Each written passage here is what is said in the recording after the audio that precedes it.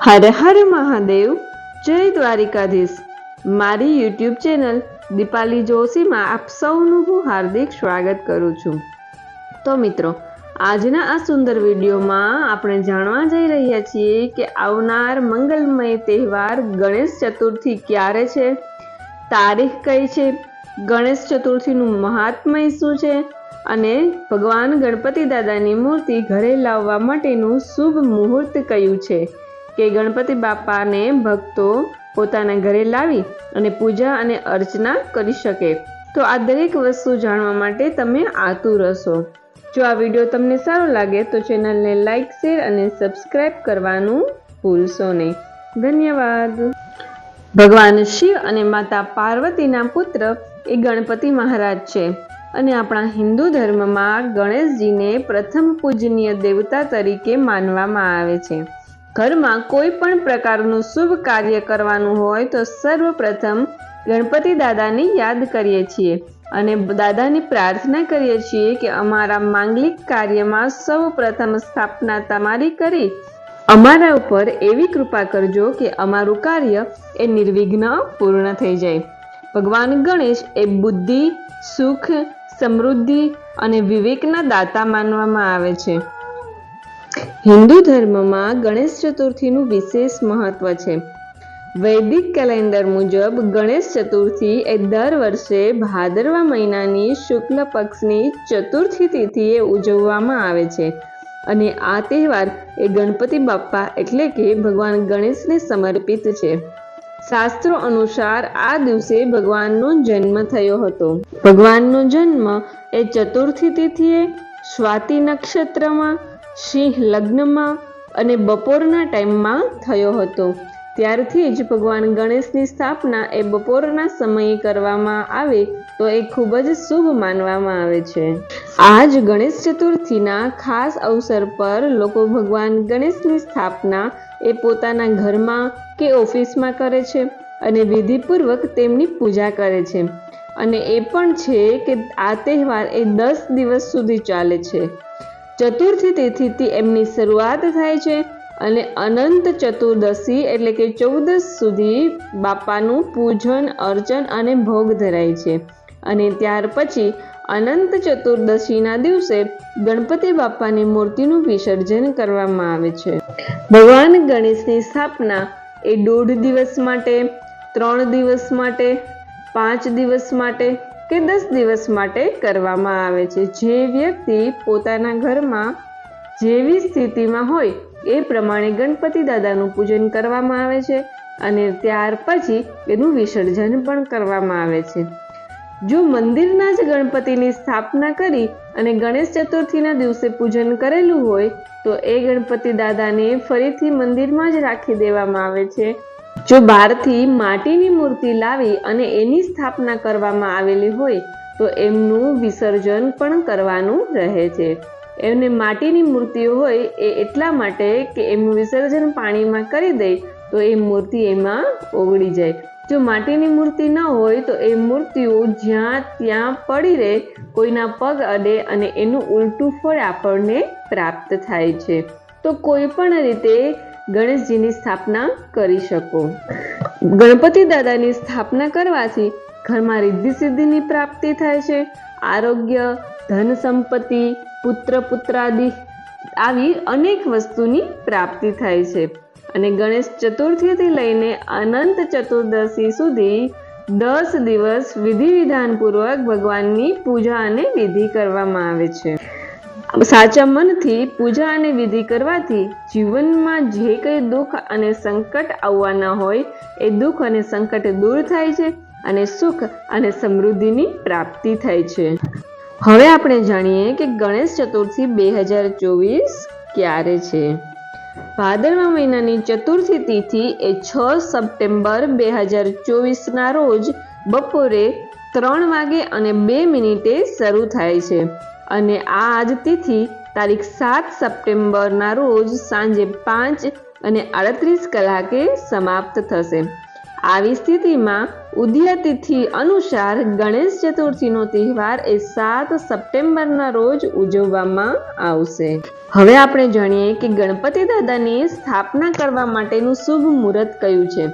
તો 7 સપ્ટેમ્બરે ગણેશ ચતુર્થીની પૂજા અને મૂર્તિ સ્થાપિત કરવાનો શુભ સમય આપવામાં આવેલો છે. ભગવાન ગણપતિનો જન્મ એ બપોરના સમયે થયો હતો, તેથી જ બપોરના સમયે ગણપતિ મહારાજની મૂર્તિનું સ્થાપન કરવું એ શુભ માનવામાં આવે છે. તો આ વખતે ગણપતિ દાદાની સ્થાપન કરવા માટેનું શુભ મુહૂર્ત છે 11:02 લઈ અને બપોરે 1:30 સુધીનો સમય શુભ રહેશે.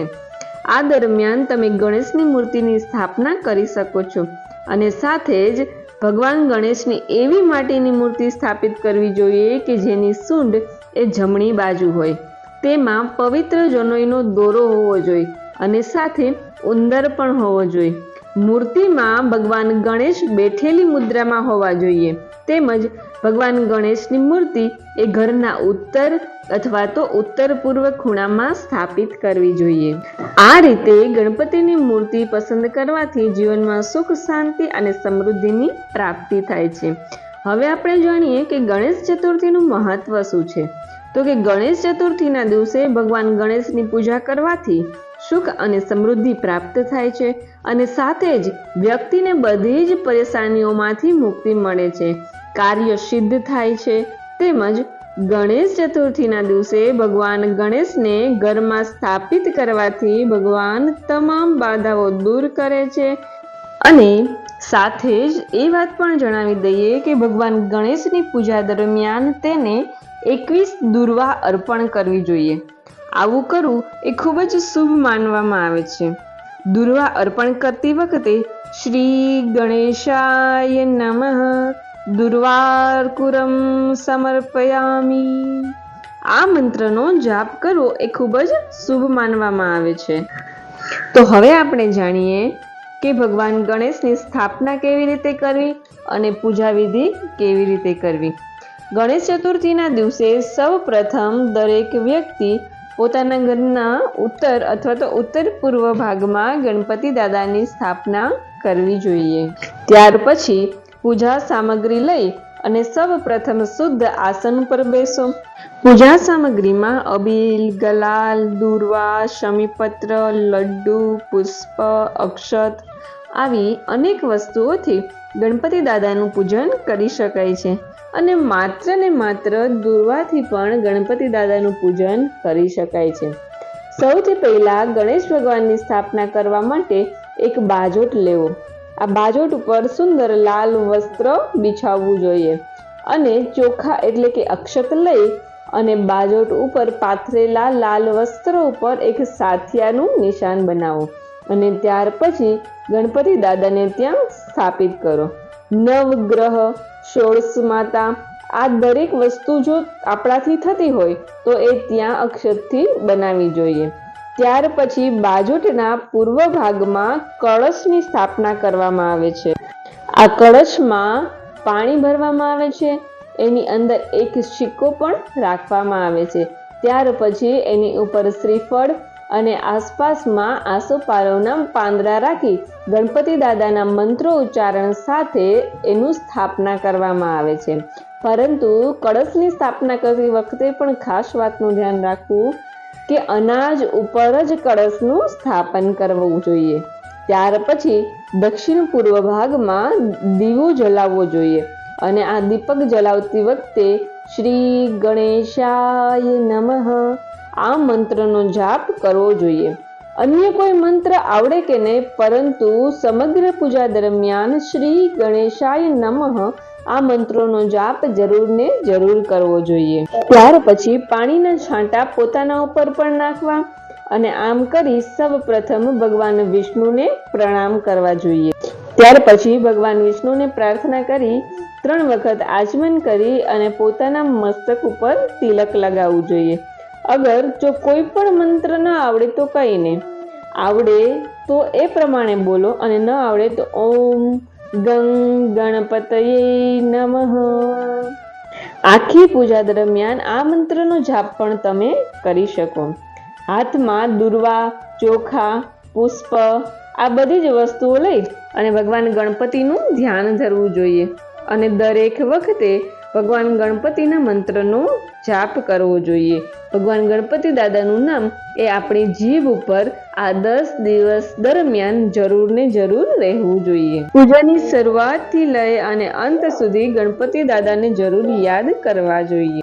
ત્યાર પછી ગણપતિ દાદાને સ્નાન કરાવો. પંચામૃત હોય તો પંચામૃતથી સૌથી શ્રેષ્ઠ ગણાય છે અને જો પંચામૃત ન હોય તો શુદ્ધ જલથી સ્નાન કરાવી શકાય છે. ત્યાર પછી વસ્ત્ર, જનેવ, ચોખા, ચંદન, નૈવેદ્ય, ફળ જે કંઈ સંભવ હોય એ દરેક વસ્તુ ભગવાનને અર્પણ કરવી જોઈએ. ત્યાર પછી ભગવાનને ભોગ પણ ધરાવવો જોઈએ. દરેક દિવસે એ વાતનું ધ્યાન રાખવું કે 10 દિવસ સુધી ભગવાન ગણપતિને કંઈક ને કંઈક મીઠી વસ્તુઓ જરૂર ધરવી જોઈએ. પરંતુ પ્રથમ દિવસે એટલે કે ચતુર્થીના દિવસે તો લડ્ડુ અવશ્ય બનાવવા જોઈએ. આ અવશ્ય લડ્ડુ બનાવી અને ભગવાન ગણપતિને ભોગમાં ધરાવવા અને ત્યાર પછી ઘરના દરેક વ્યક્તિ, આસપાસના દરેક વ્યક્તિ, સગા સંબંધીઓને આ લડ્ડુ એ પ્રસાદી તરીકે આપવા જોઈએ. ત્યાર પછી મંત્ર પુષ્પાંજલિ થઈ ગયા પછી ભગવાન ગણપતિની આરતી અને થાળ પણ કરવા જોઈએ. આરતી અને થાળ કર્યા પછી ભગવાનની સમક્ષ પ્રદક્ષિણા કરવી જોઈએ અને પ્રદક્ષિણા કર્યા પછી ભગવાનની સામે પ્રાર્થના પણ કરવી જોઈએ કે હે પ્રભુ, જો પૂજા અર્ચનામાં કે સ્થાપનામાં કંઈ પણ પ્રકારની ભૂલ થઈ હોય તો અમને માફ કરજો, કારણ કે અમે તમારા બાળ છીએ અને અમે નથી જાણતા કે આમાં શું સાચું છે અને શું ખોટું છે. આવી પ્રાર્થના કરી અને ત્યાર પછી 10 દિવસ સુધી આમ ભગવાનની પૂજા વિધિ, આરતી અને થાળ કરી અને 10મા દિવસે એટલે કે ચતુર્દશી, અનંત ચતુર્દશીના દિવસે ભગવાન ગણપતિ દાદાની વિસર્જન કરવાનું હોય છે. 10 દિવસ સુધી ખૂબ જ આનંદ અને ઉલ્લાસથી ગણપતિ દાદા આપણા ઘરે રહેતા હોય છે. પરંતુ જ્યારે વિસર્જનનો સમય આવે ત્યારે મનમાં થોડીક દુઃખની પરિસ્થિતિ ઉદ્ભવ થાય છે. પરંતુ એક વાતનું ખાસ ધ્યાન રાખવાનું કે 10 દિવસ સુધી જ્યાં સુધી ભગવાનની સ્થાપના ઘરમાં હોય ત્યાં સુધી ક્યારેય ઘરને તાળું મારી અને ઘરની બહાર જવું જોઈએ નહીં, કારણ કે ભગવાન એ આપણા માટે 10 દિવસના મહેમાન છે.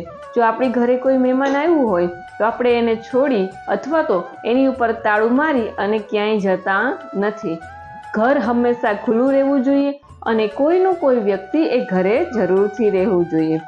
ત્યાર પછી વિસર્જન કરતી વખતે મંત્ર પુષ્પાંજલિ કરવી, ભગવાનનું પૂજન કરવું, આરતી અને થાળ કરવા અને ત્યાર પછી ભગવાન ગણપતિ દાદાની મૂર્તિને સહેજ હલાવી, કળશને સહેજ હલાવી અને ત્યાર પછી બાજોટની સહેજ હલાવી, બાજોટની જગ્યા થોડી ફેરવી અને ત્યાર પછી આ રીતે ગણપતિ દાદાનું વિસર્જન કરવું જોઈએ. ત્યાર પછી ગણપતિ દાદાને લઈ અને કોઈ પણ શુદ્ધ જળમાં પધરાવવા જોઈએ અને એની પછી જે કંઈ અનાજ હોય એ ચકલાઓને ચણમાં અથવા તો મંદિરે દાનમાં જે કઈ રીતે સંભવ હોય એ રીતે કરવું જોઈએ. 10 દિવસ સુધી ગણપતિ દાદાને જે કંઈ દુર્વા, પુષ્પ કે જે કંઈ ફળ, ફ્રૂટ આદિ વસ્તુઓ ચડાવેલી હોય, અર્પણ કરેલી હોય એ વસ્તુ શક્ય હોય તો કોઈને આપવી જોઈએ અથવા તો અનાજ એ ચકલાના ચણમાં નાખવું જોઈએ અને પુષ્પ અને દુર્વા એ શુદ્ધ જળમાં પ્રવાહિત કરવા જોઈએ.